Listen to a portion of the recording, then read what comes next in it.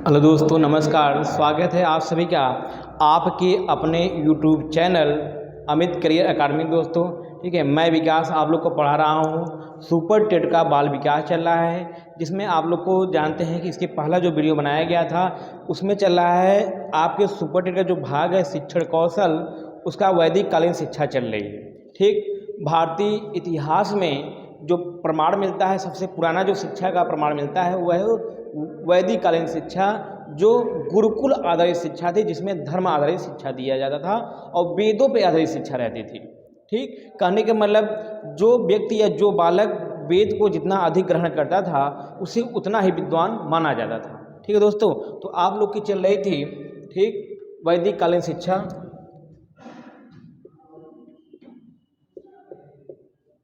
वैदिक कालीन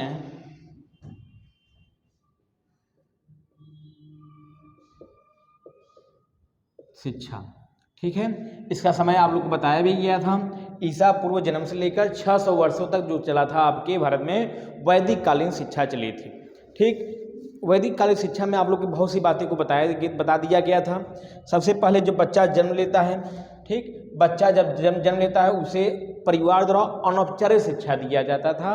अनौपचारिक शिक्षा का मतलब ये होता है जिसका ना तो कोई स्थान निश्चित हो, ना तो कोई समय निश्चित हो और ना ही कोई विषय वस्तु निश्चित हो, उसे कहते हैं अनौपचारिक शिक्षा, जो बच्चे के परिवार या अभिभावक माता पिता द्वारा दिया जाता था। ठीक, उसके अलावा आते हैं हम शिक्षा व्यवस्था या शिक्षा प्रबंध में हम लोग आगे बढ़ते हैं। वैदिक कालीन में शिक्षा व्यवस्था क्या था?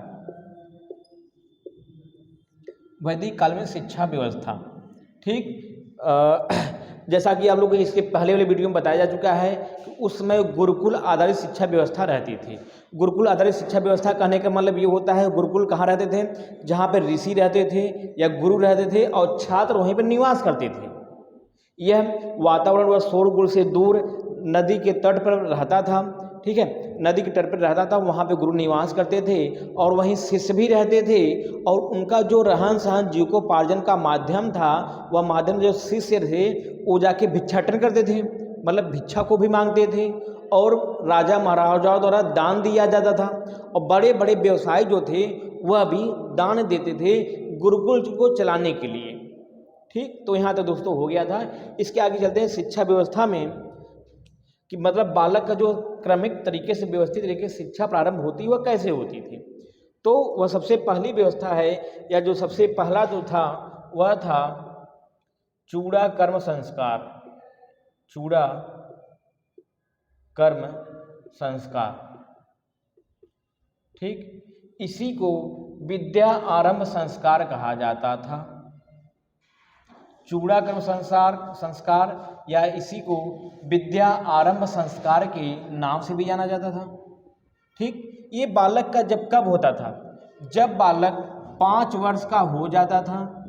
ठीक, तो बच्चे को विद्या आरंभ करवाने के लिए चूड़ा कर्म नाम का संस्कार करवाया जाता था, जिसमें क्या होता था, जिसमें जो कुल पुरोहित रहता था, कुल पुरोहित जो रहता था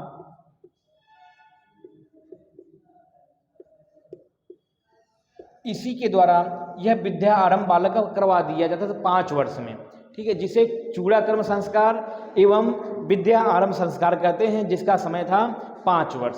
अच्छा, कुल पुरोहित इसमें करते क्या थे? कुल पुरोहित क्या करते थे? जैसे जिसके घर के बच्चे रहते थे उसके घर में कुल पुरोहित को बुलाया जाता था उनके माता पिता द्वारा। कुल पुरोहित जाता था 5 वर्ष के आरंभ में। ठीक है, क्या करवाता था? यह चूड़ा कर्म संस्कार में क्या करवाता था? इसका था चावलों में या चावलों द्वारा वरमाला लिखवाता था। वरमाला लिखवाता था, उसे कहते हैं चूड़ा कर्म संस्कार। ठीक है, यहीं से बालक का औपचारिक शिक्षा क्या होता है? औपचारिक शिक्षा का प्रारंभ हो जाता है 5 वर्ष की आयु में। ठीक, यह शिक्षा का पहला प्रक्रम था। 5 वर्ष की आयु में चूड़ा कर्म द्वारा बालक का विद्या आरंभ करवा दिया जाता था, जो उसके कुल पुरोहित द्वारा ही करवाया जाता था। कुल पुरोहित क्या करता था? कुल पुरोहित उस बालक के घर पे आता था, ठीक है, चावलों में वर्णमाला लिखवाता था और उसके पश्चात उसे औपचारिक शिक्षा की शुरुआत हो जाती थी। ये पहली शिक्षा थी, इसकी नींव मुहैया थी, जो आज इसमें हम लोग पढ़ते हैं, ठीक है। प्राथमिक विद्यालय में जो हम लोग पढ़ते हैं, जो पढ़ाया जाता है, उसी का पहले क्या नाम था? चूड़ाक्रम संस्कार। प्राथमिक विद्यालय का प्रावधान भी यही है कि बच्चा जब हम लोग पढ़ते थे, तो ऐसे प्राथमिक विद्यालय जो हम लोग के समय के रहे होंगे या इसके पहले के समय के रहे होंगे, वो लोग जानते होंगे, ऐसे बालकों से कान पढ़वाया जाता था। जो बालक या बालिका कान पकड़ लेता था, वह समझ जाता था कि भैया यह पढ़ने योग्य हो गया है, उसका नामांकन या दाखिला हो जाता था। तो उसकी उम्र जो लगभग रहती थी 5 वर्ष रहती, या मानी जाती है 5 वर्ष रहती थी। उसके वैदिक कालीन शिक्षा में उसी का नाम क्या था?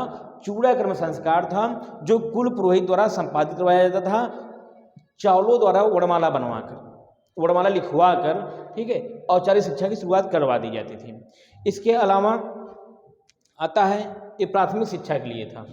ये जो सिस्टम या प्रावधान था, ये प्राथमिक शिक्षा के लिए था।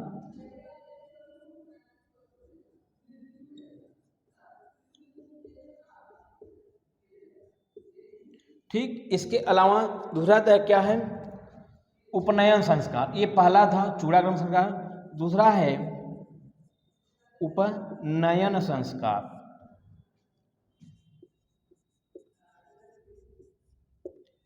उपनयन संस्कार जो होते थे, ये किसके लिए थे? उच्च शिक्षा के लिए था। यह उच्च शिक्षा के लिए था उपनयन संस्कार। इसमें क्या होता था? उपनयन का अर्थ क्या होता है? यहाँ पे समीप ले जाना, समीप ले जाना क्या कहा जाता था? उपनयन कहा जाता था। किसके समीप ले जाना? गुरु के समीप ले जाना। गुरु के समीप, गुरु के समीप ले जाना ही क्या कहा जाता था? उपनयन संस्कार कहा जाता था। तो भैया गुरु के समीप किसको लिवा के जाया जाता था? तो जो अभिभावक रहते थे, वे अपने बच्चों को 5 वर्ष के पश्चात या 6 से प्रत्येक, अभी हम पढ़ाएंगे, प्रत्येक वर्ग के लोगों को, जैसा कि आप लोग को पता था, इस वैदिक कालीन शिक्षा में वर्ण व्यवस्था आधारित शिक्षा थी। मतलब क्षत्रिय का अलग समय था, ब्राह्मण का अलग समय था, वैश्य का अलग समय था, और बाकी इसके नीचे जो आते हैं, आज हम जिसे हम SC ST कहते हैं या अति पिछड़ा जाति जिसको कहा जाता है, उन लोग के लिए शिक्षा व्यवस्था था ही नहीं, उसमें प्रावधान ही नहीं था। ठीक है, तो गुरु के समीप लेके जाना, कौन लेके जाता था? बालक को उसके माता पिता, उसके अभिभावक गुरु के समीप लेके जाते थे, उसे कहा जाता था उपनयन संस्कार ले कहा जाता था। लेके कहाँ जाते थे? यह लेके जाते थे गुरु के गुरुकुल में। गुरु के गुरुकुल में लिवा के जाते थे, इसी को कहा जाता है उपनयन संस्कार कहा जाता है। तो जब यह छात्र गुरुकुल में जाता था, तो इसे 3 मंत्र पढ़वाना जाता था। ठीक है, एक मंत्र प्रत्येक बालक जब वह याद कर लेता था, उसका दाखिला या एडमिशन उसी समय हो जाता था। उसे कहते हैं उपनयन संस्कार।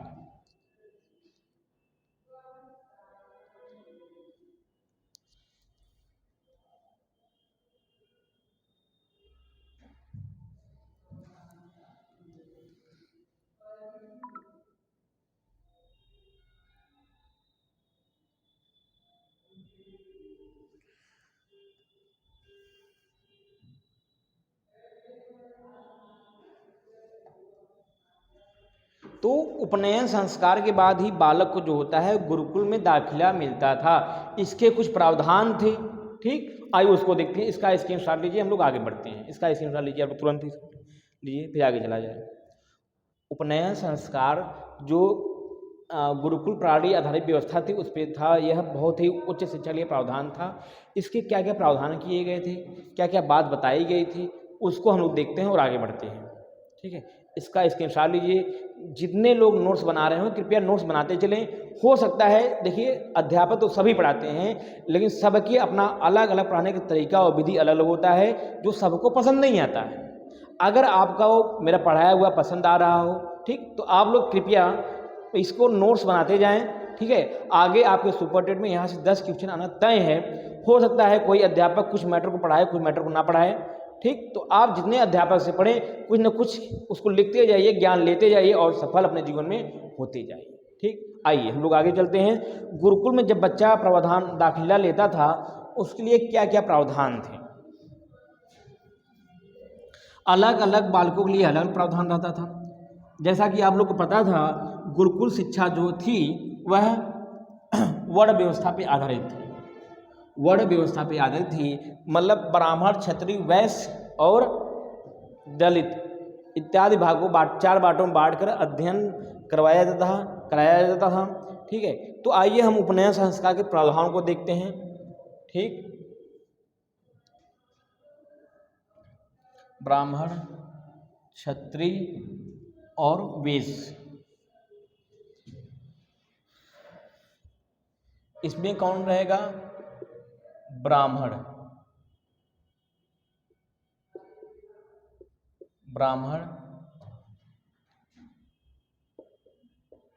क्षत्रिय और वैश्य के लिए, सबके लिए शिक्षा का प्रावधान, ठीक है। और वस्त्र और मंत्र अलग अलग रहता था, समय भी अलग रहता था। यहाँ पे समय, ठीक, और यहाँ पे कैसा वस्त्र वो पहनते थे, वस्त्र, ठीक। और यहाँ पे किस मौसम में वो जाते थे, मौसम।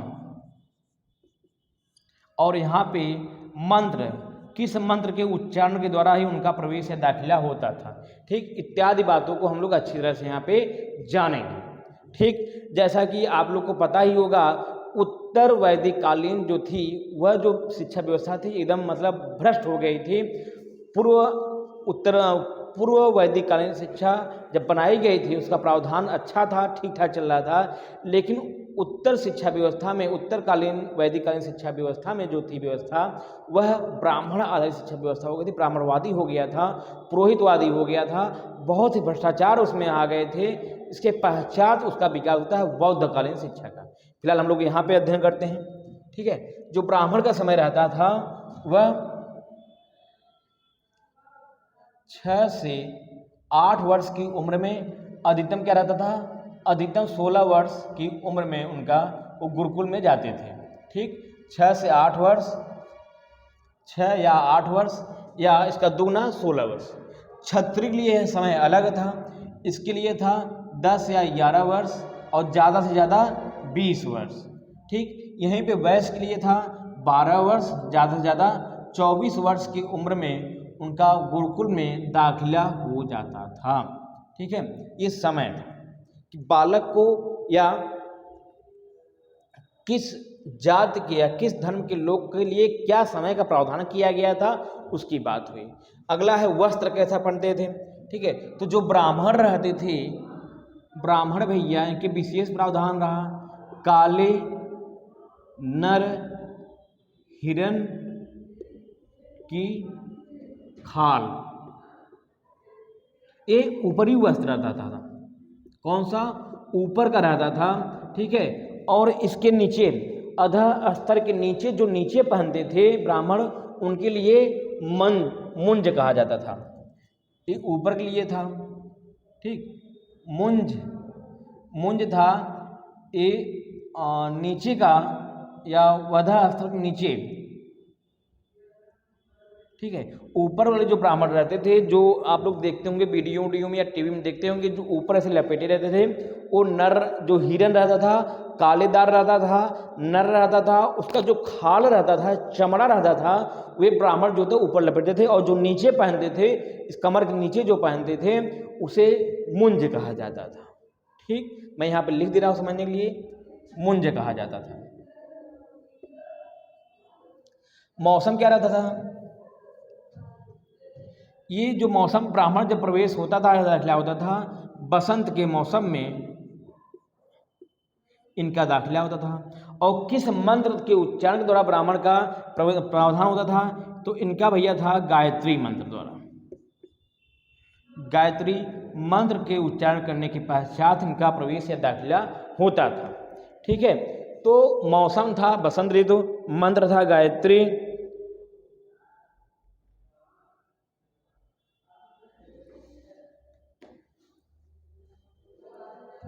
ये भैया जो व्यवस्था था ये ब्राह्मण के लिए था।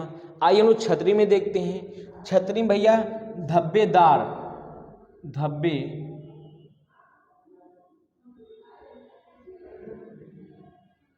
धब्बेदार हिरन की खाल, धब्बेदार हिरन की खाल पहनते थे ऊपर, ठीक है। और नीचे क्या पहनते थे, उन्हें कहा जाता था तांत, तांत पहनते थे, ठीक है। ये ऊपरी वस्त्र, इसको ऊपरी वस्त्र बोला जाता है, और इसको नीचे का वस्त्र, नीचे का वस्त्र जो विद्यार्थी रहते थे वो कमर के नीचे पहनते थे, ठीक, जिसे तांत कहा जाता था। और बसंत, शरद, जो छतरी लोग रहते थे गुरुकुल में कब जाते थे, उनका निश्चित समय था, शरद ऋतु में जाते थे, मतलब ठंडी वाले समय में, ठीक है। और जो मंत्र था त्रिष्टुप,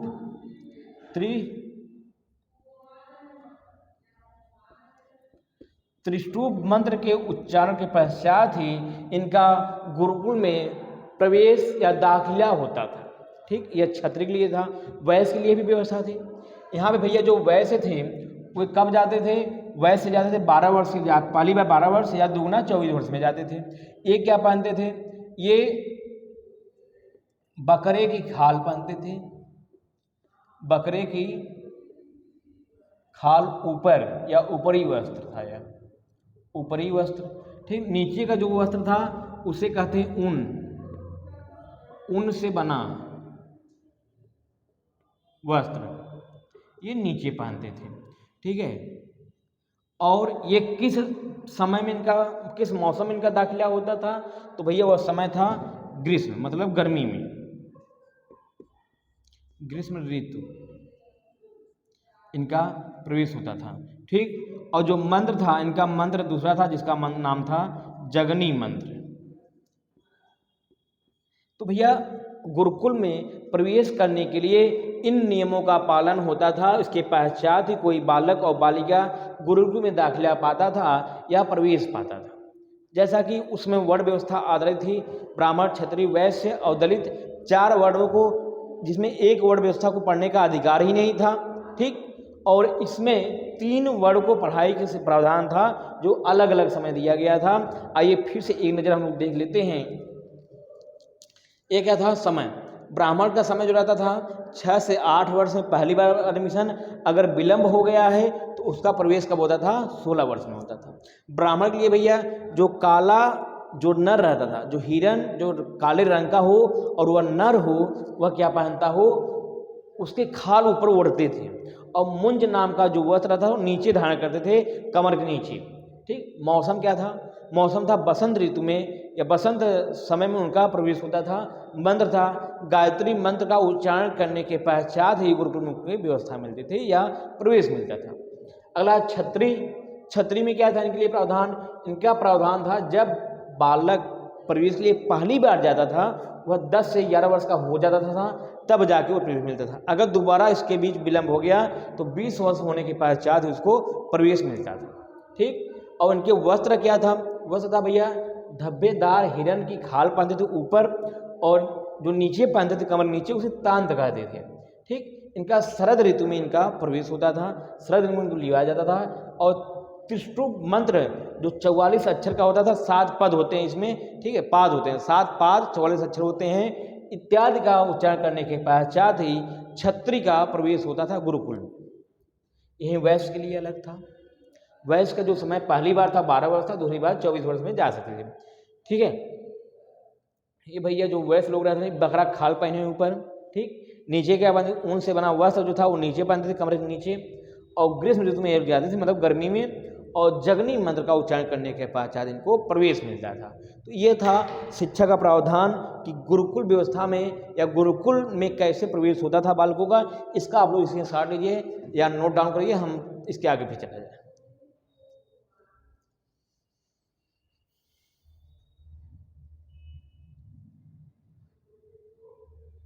चलिए तो हम लोग आगे बढ़ते हैं अब, ठीक है।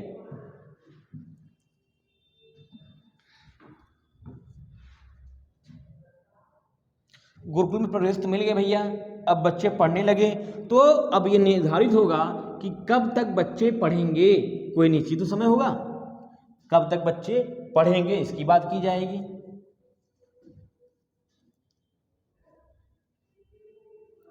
जैसा कि प्रवेश करने के पश्चात आप लोग अच्छी तरह जानते होंगे कि जो बालक थे वो भिक्षाटन भी करते थे, ठीक है, भिक्षा ग्रहण मांगने जाते थे, जिससे वो छड़ी भी लेते थे।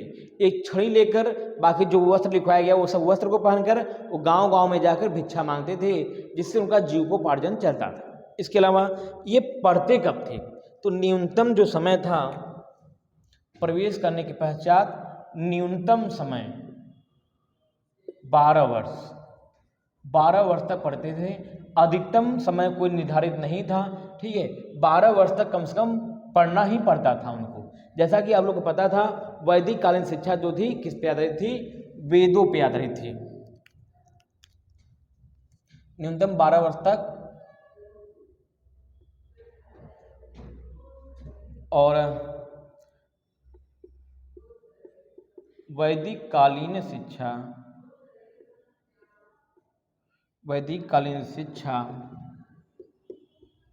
वेदों पर आधारित शिक्षा थी, वेदों पर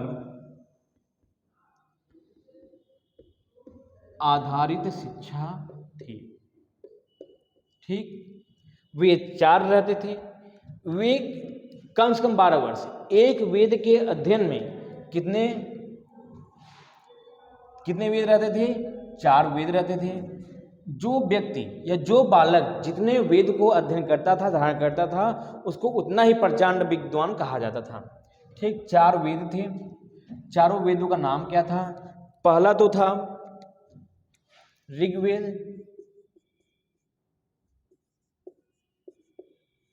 दूसरा था सामवेद,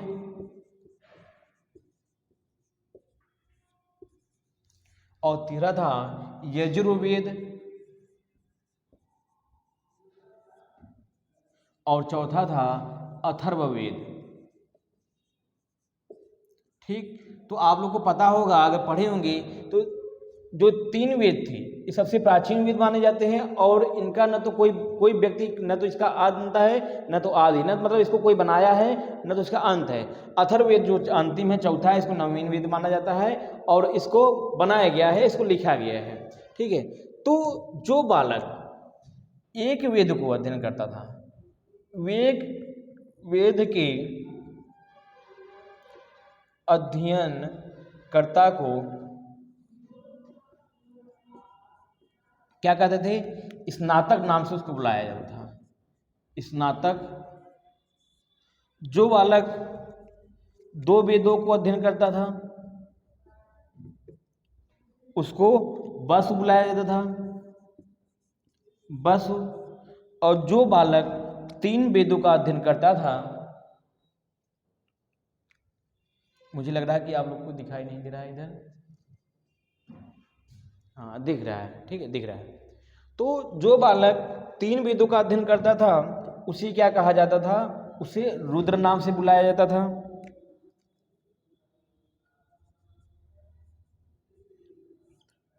और जो 4 वेदों का अध्ययन कर लेता था उसे आदित्य नाम से बुलाया जाता था। किस नाम से, आदित्य नाम से बुलाया जाता था, ठीक है। 4 वेद को अध्ययनकर्ता को आदित्य।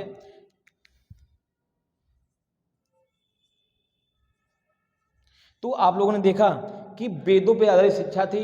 जो बालक जितने वेद को अध्ययन करता था उसको उस नाम से एक प्रमाण दिया जाता था कि बेटा अगर तुम, ठीक है, विकास नाम के अगर बेटा तुम एक वेद का अध्ययन करता या कर लिए हो तो आपको स्नातक कहा जाएगा, ठीक। जैसे इस समय है कि आप ग्रेजुएशन कर लिए तो क्या उसे स्नातक कहते हैं। फिर आप पीजी मतलब 2 साल एमएससी एमए एमकॉम कर लिए या एमटेक कर लिए, ठीक है, उसे प्रास्नातक कहा जाता था। उसके पश्चात पीएचडी कहा जाता था।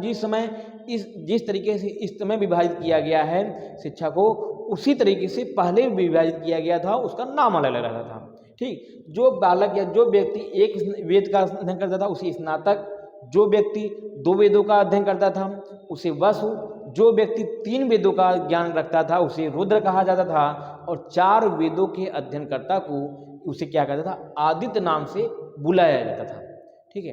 तो न्यूनतम जो पढ़ने की उम्र थी वह एक वेद, कम से कम 12 वर्ष तक बालक वहाँ गुरुकुल में रह के शिक्षा का अध्ययन करना था। उसके पश्चात अगर वह एक वेद का अध्ययन कर लिया है, उसके पश्चात अगर वह घर जाना चाहता है, अपना गृहस्थ जीवन प्रारंभ करना चाहता है, तो गृहस्थ जीवन वह प्रवज्जा संस्कार द्वारा समाप्त करके वह गृहस्थ जीवन का प्रारंभ कर सकता था।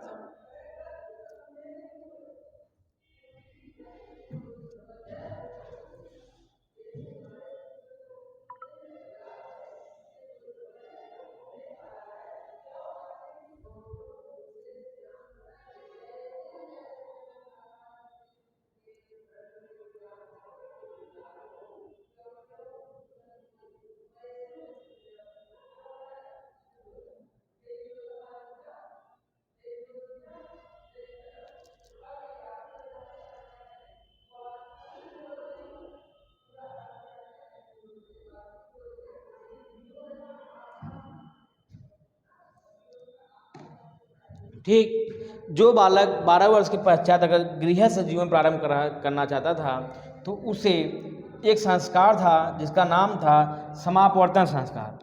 ठीक, उसका नाम था समापवर्तन संस्कार के पश्चात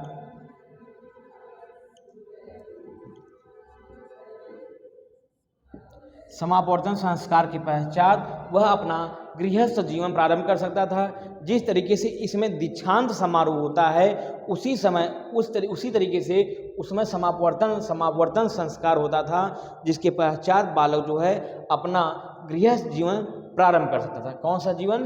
गृहस्थ जीवन प्रारंभ कर सकता था।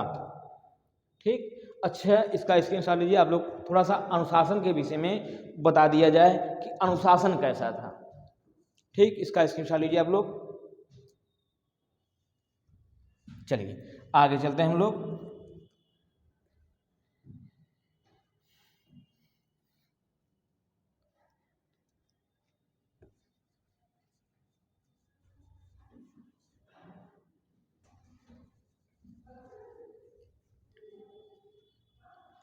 जो अनुशासन प्रणाली थी, जो अनुशासन रहता था, अनुशासन व्यवस्था बहुत ही सख्त रहता था।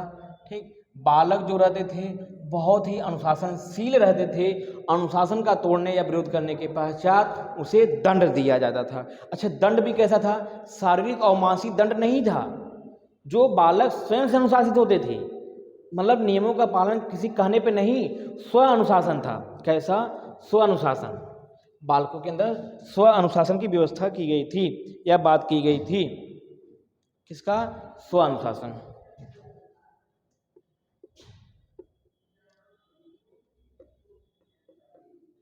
स्व अनुशासन, अगर गंभीर गलती करने पर उसे उद्दालक नाम का उपवास रखा जाता था। कौन सा? उद्दालक उपवास।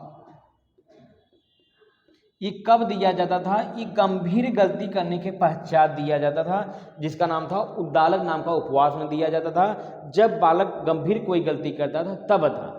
वैसे बालक और अध्यापक या जो भी थे स्व अनुशासन का पालन करते थे, स्वयं से अनुशासित होते थे।